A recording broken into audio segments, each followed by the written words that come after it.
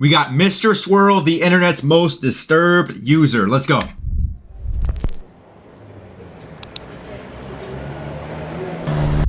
Pattaya, Thailand. Two young brothers enter a local internet cafe, take their seats, and begin playing their favorite games. One boy was 13, and the other just 8. And together they sat there and played the way they always did, getting lost in their screens, wasting the day away, until one of the boys felt a tap on his shoulder. Standing there beside them was a similarly aged child, a stranger to the boys, but a friendly one who strikes up a conversation and eventually poses an offer. According to the unnamed child, he had a friend who lived close by that owned a special computer, one far better than the device they were currently using, and one that had any game you could ever dream of playing. And he was headed to that friend's home right now, but he didn't want to go alone. It was an offer that the boys just couldn't refuse. Oh, geez. And considering the child was clearly around their age, they saw no red flags and agreed to go with him, following the boy to a nearby apartment building, then up 7 flights of stairs and into a dark room. But waiting for them inside that room wasn't some sort of supercharged computer, and it surely wasn't a friend of the boys. And instead, it was a monster in every sense of the word. What? A depraved soul who, years down the line, would go on to become one of the most notorious predators ever to walk this earth. Oh my god, bro. Bro, it's just like a Jeffrey Dahmer of kids. Good god. Known only at the time as Mr. Swirl. And these children had just fallen into his trap. Oh shit. Oh shit. Who's now at the heart of a global manhunt. Repeated abuse of a dozen or more underage computer software to obscure his own face in the picture.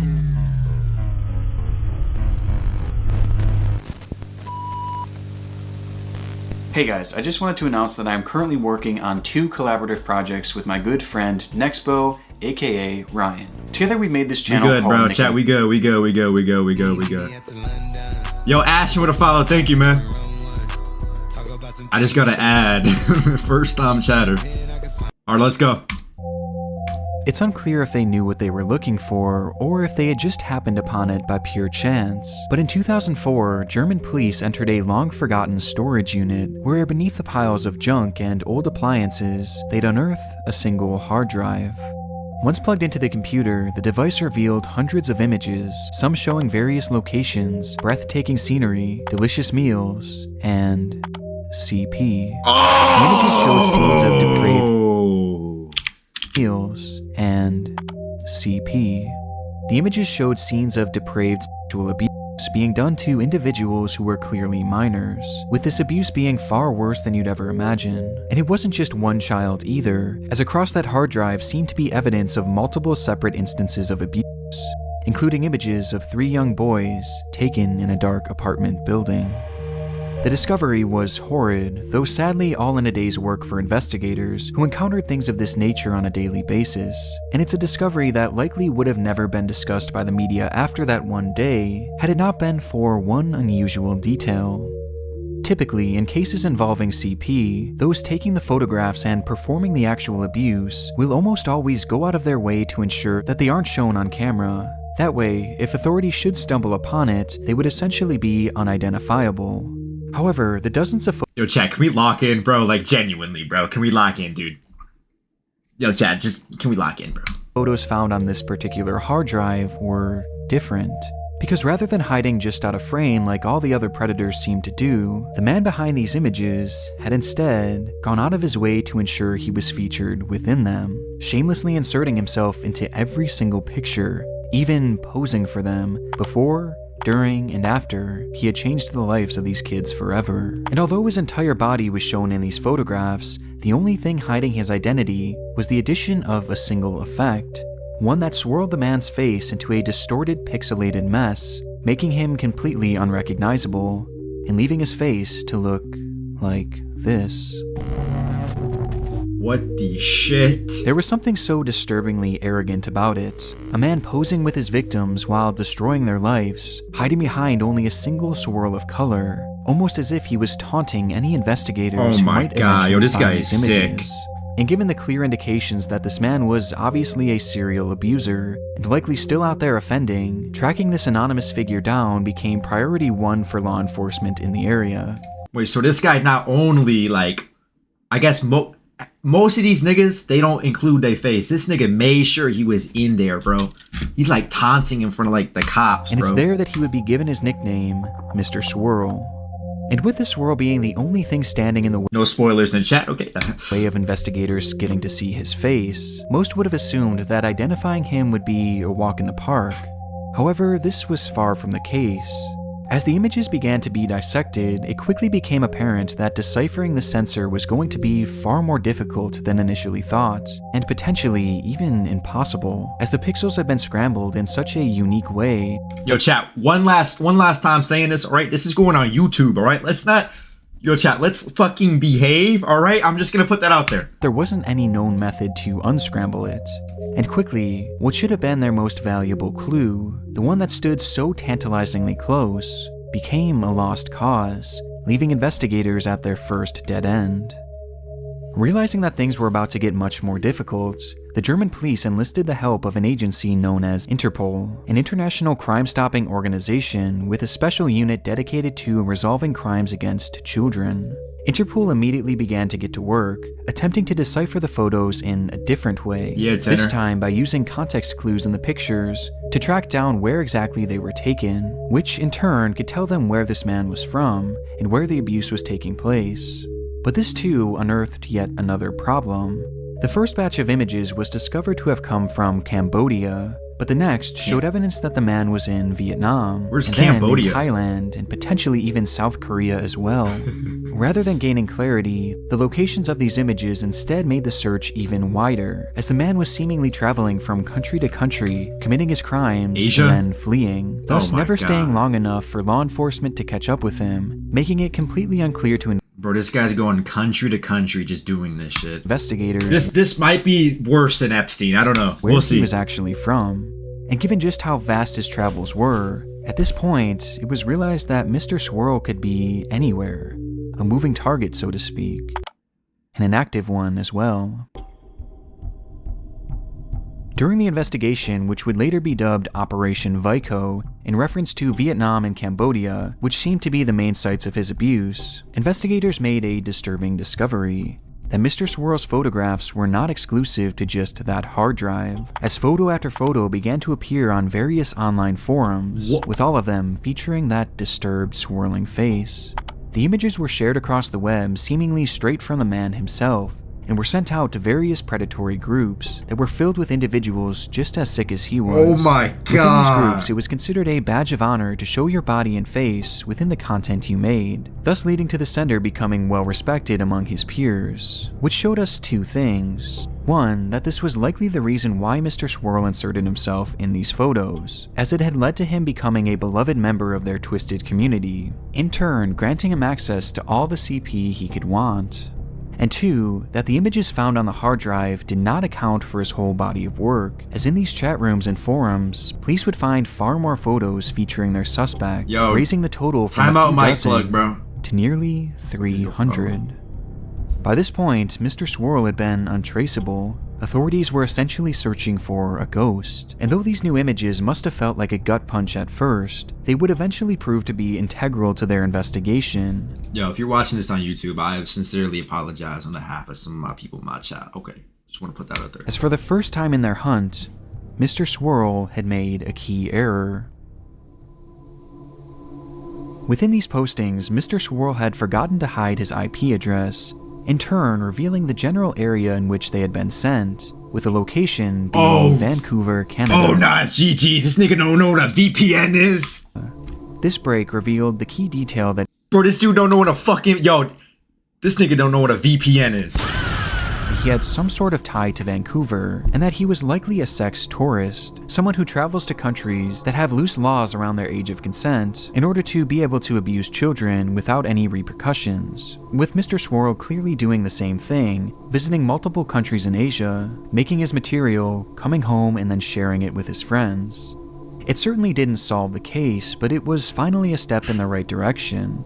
And unbeknownst to the team working on Operation Vico, they were quickly approaching an even bigger revelation. As authorities were working hard on pinning down Mr. Swirl's location, some members of the team held on hope that the images themselves could still be unscrambled, and upon digging a bit deeper, one member of the team would actually recognize the swirl as having come from a fairly standard editing program, which revealed something. The swirl effect wasn't like a typical sensor or blur. Those effects completely mask or even remove the pixels from the actual photograph, making them nearly impossible to decipher. But this effect did neither of those things, and instead it simply rearranged the pixels of the man's face. Oh, so you reverse it! Oh, this nigga's an idiot! Into a swirling pattern, meaning that this image still contained all of its original pixels, and Mr. Swirl's face was somewhere in this picture. They just had to piece it together. And so, in what must have felt like a Hail Mary at the time, an investigator put one of the images into that very same editing software, then clicked that very same swirl effect, and simply reversed it. Which in turn led to this.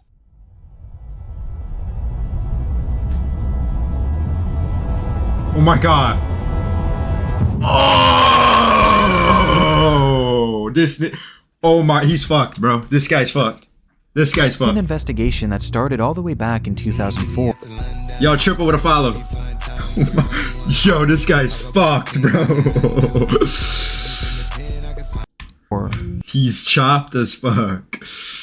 Yo, Raymond, thanks for the refollow. Oh, we're not doing this, bro. We're not doing this, bro. We're not doing this. No. All right, let's go. Finally, Mr. Swirl's face was revealed with a single click a whole 3 years later, confirming not only what the man looked like, but also that it was Bro, chat, the crazy thing is, bro. Hold on, you can't see it. The crazy thing is, you could see this nigga. You could see you. All right, bro. I'm not. You walk around fucking these type of people every day, bro. Like this. Oh my god, bro. Truly just one man behind the swirl, and now all they had to do was find him. Interpol first started their search by sending this man's image to every single police station the network had access to, asking if anyone across the world had a criminal in their database who might match this photo, but this attempt would fall flat, indicating that whoever this man was, he likely had no prior criminal record. Time was clearly of the essence, and they knew that with every waking moment, Mr. Swirl could be adding to his list of growing victims. And wanting to act fast, Interpol made a fairly unprecedented decision. They reached out to every single major news outlet across the world and asked them to show this man's face on their broadcast to help bring this predator to justice.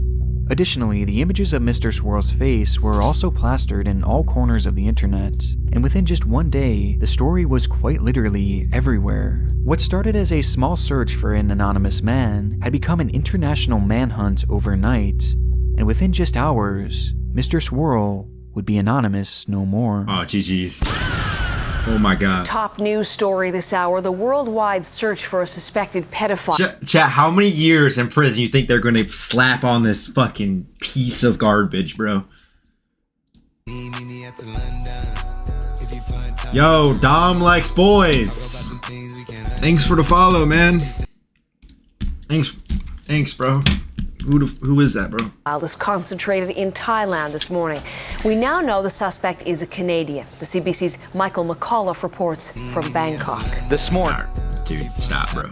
Interpol announced they now believe they know who the man is. He's been identified as a Canadian, 32-year-old Christopher Paul Neal. His name is Christopher Paul Neal. Oh my god. Not only did Neal's face and body match perfectly with Mr. Swirl, but he also had grown up just outside of Vancouver where the IP was tracked to. And he had moved from country to country across Asia in recent years, countries like Cambodia, Vietnam, and Thailand. The resemblance was so undeniable that even one of his own family members came forward to help identify him. Christopher Neal was in fact Mr. Swirl, a discovery that came with some disturbing revelations. As it turns out, Christopher Neal was actually working as a children's English teacher, a job he had held. Oh my god! Oh fuck no! in each of the countries he was discovered to have abused young boys in, making it likely that he used this position of power. Yo, Dom, hold my rock, go fuck yourself. Thanks for the follow, man. To lure in children from his classes to eventually abuse them and share their photos online. Along with this, it was also revealed that he had used his relationships with young boys to help lure in other children for him to assault. As looking back on the story that started this video, he had recruited a clueless child he knew to lure those two brothers back to his apartment. This discovery also shined a spotlight on his social media pages, and specifically his MySpace page, where he chillingly wrote, "Loving Asia, will I ever come back?" while in the midst of his abuse spree. But for me, one of the most shocking revelations was that those images that he had posted during the investigation weren't actually posted to his computer. At some point in the early 2000s, Neil had stopped home for a brief vacation to visit his family, and while there, he decided to upload all of his CP to his internet friends. But rather than using his personal device or a public computer, he instead broke into his own brother's laptop and uploaded his content there. That way, the images would be tracked to his brother. What? Oh no, this nigga's fuck, bro. Check DMs after stream? Alright, bro. Not him, which explained why he never bothered to hide his IP address. Bro, his own blood brother, bro. Smart plan. Alright, dude, come on. Yeah. The more they learned, the more disturbed the story became, as even at the time they discovered his identity, it was revealed that he had currently been working in South Korea as a teacher. But when the officers arrived to arrest the man, he was already long gone. Having certainly seen his face all over the news, Christopher made the decision to flee the country, being spotted in this image captured at an airport in Thailand, as he had flown to the country likely in an attempt to find refuge.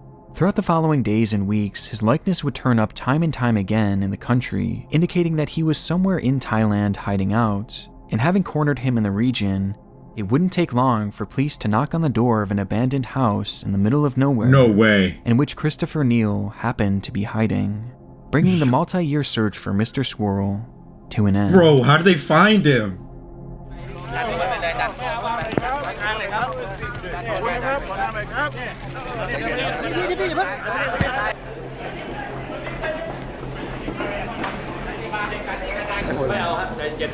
Bro, like, look at this dude, bro.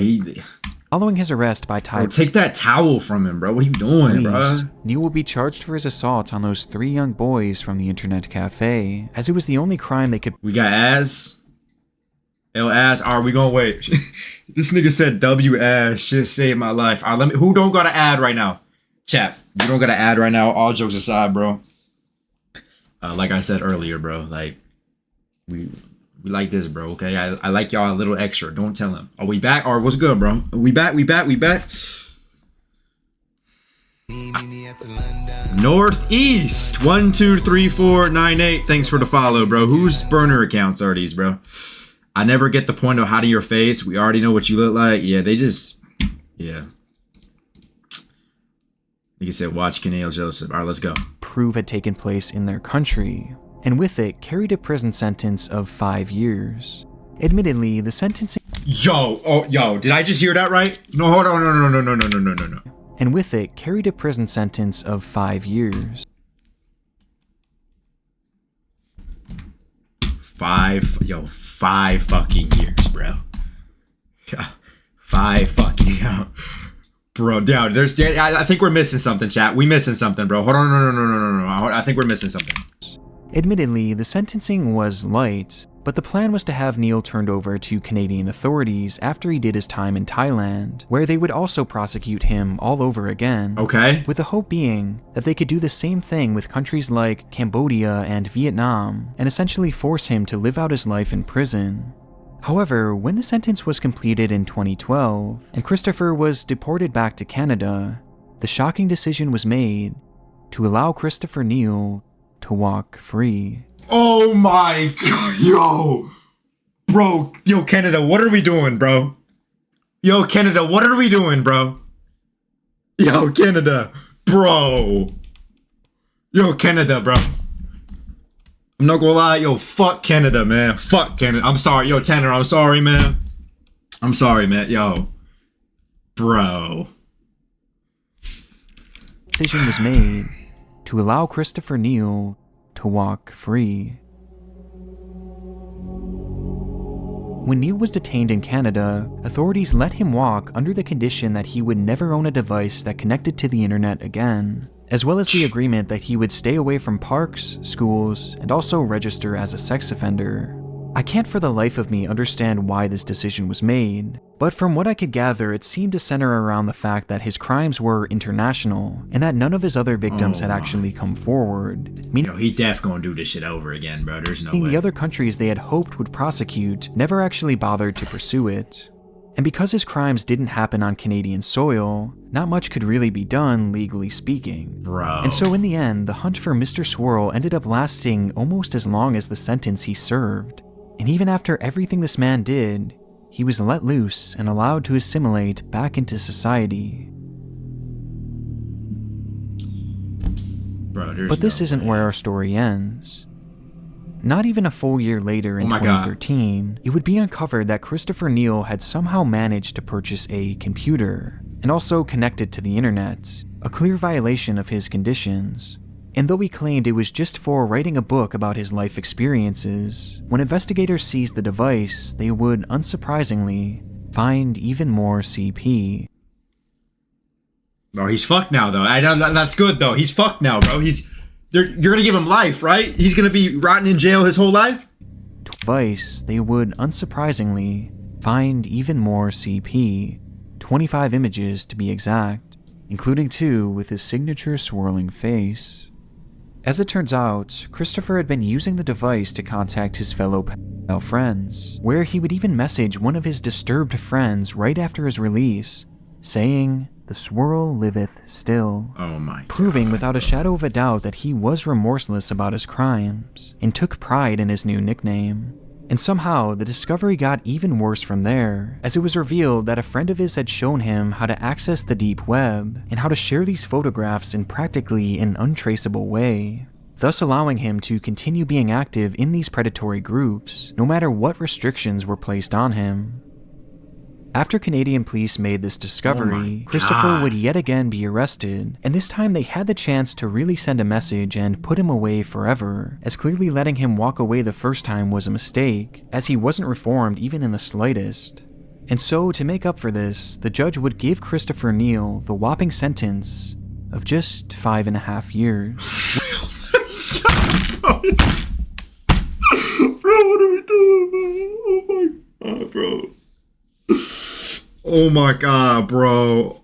There's no fucking way, bro. Is this shit fucking real, bro? Is that just Canada or like, bro? Yo, I don't know if this is a hot take, bro. I feel like all predators should instantly get the life sentence, bro. If you did shit, you know what I'm saying? Like, bro, you gotta get wiped off the earth, bro. This shit, bro, because they're just gonna keep doing it, bro. This nigga's probably out still doing it, bro.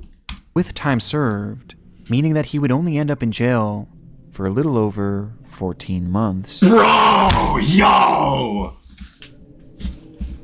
The prosecution praised the sentence as a win, and Christopher vowed to change his ways, but it just doesn't sit right that as of 2016, Mr. Swirl, the man responsible for dozens and dozens of instances of extreme child abuse, which by the way are just the ones that we know of, is a free man. Now living I'm never going to Canada, bro. Yo, Chad, don't ever go to Canada. Living a normal life in Vancouver. Don't ever go to Vancouver, bro. Never going there. Bro, yo, Tanner, you're not in Vancouver, right? Tanner, you're not in Vancouver, right? Yo. First of all, he now has access to share this material through untraceable avenues, meaning that there is a good chance that he could still be out there obtaining, sharing, and who knows, maybe even producing his content. The case of Mr. Swirl is such a frustrating one. For once, a case of this nature gained worldwide attention and was pursued by the full extent of the law, with the folks over at Interpol doing a fantastic job with the case, only for it all to be deflated once he was finally captured. And just knowing that he's out there living a normal life after all this after all the lives that he's forever affected, makes this one of the most disheartening cases we've covered to date. Good God, bro. Holy shit. A teenager leaks sells GTA 6 clips and serving 20 years, and this monster gets to walk free. Good God, man.